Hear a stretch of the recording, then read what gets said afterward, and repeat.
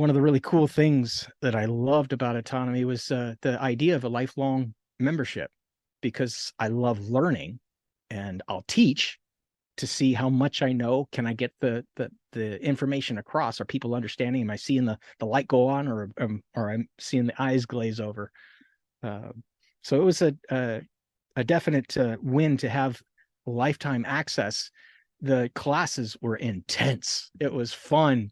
It was I heard the metaphor over and over again about a fire hose, and I would definitely agree. There's a lot of information coming, a lot of material. I'd come from a background as one of those weird straight A students who would skip school to the point where I was getting Fs and I had to GED out early. And that's when I went into college, just to get out. I thought I was going to be an architect. It was kind of boring. Went into the work world and got into all the things that I mentioned. With the Autonomy, it definitely was a stimulant to the thought process, the things to explore. There's so many different topics being brought up, so many other subclasses going on. Once you get through the core material, which is quite a bit up front, and I had to go through it several times just to get. It's kind of like I have that saying about you never step in the same river twice, because you're a different person. The next time you listen to something or watch something or partake of something, you may have more experience. I have more experience, and now I'm seeing different sides of it, different aspects, or something that I might have missed the first time or applied it in a different way. So I found that invaluable.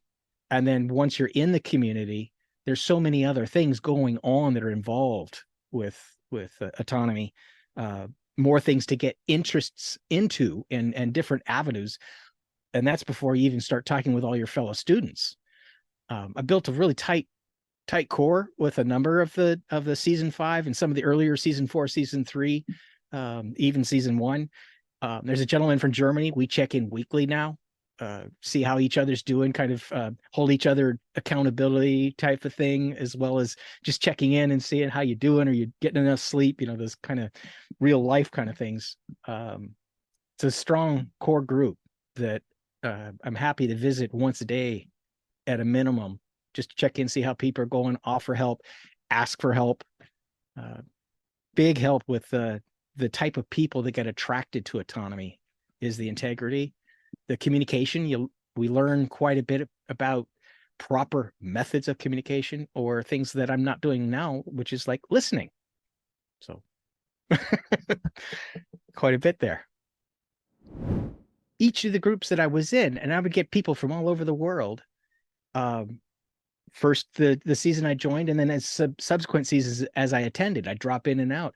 And the people would come up with a lot of different backgrounds, but we're all striving to better ourselves. We're all striving to learn. We're all in it for ourselves to get better. But as I said, there also seems to be a large component of people who assist others, or at least are thinking of others. One of the things that we go through in the beginning is the personality traits that tend to be common. And I noticed that there's definitely patterns that a lot of the people who choose to be in Autonomy, tend to fit a couple of key psychological profiles frequently. And it's the type that help and nurture each other. So the safe space was, after the first one, it was kind of I felt comfortable with that. And the whole ethos, be excellent to each other, that's stressed, and no masters, no slaves. We're not the people who choose tend to be those who, again, are supportive, those who aren't there to satisfy only their own ego and be damned to everybody else. It's more of a camaraderie of let's all go there. There was a saying, I think it was T. Harv Eker. It's, if you want to go what was it? If you want to go fast, go alone, but if you want to go far, go together. Yeah. And it's the synergy, the group dynamics that really enhanced so much more, brought so much more out of it.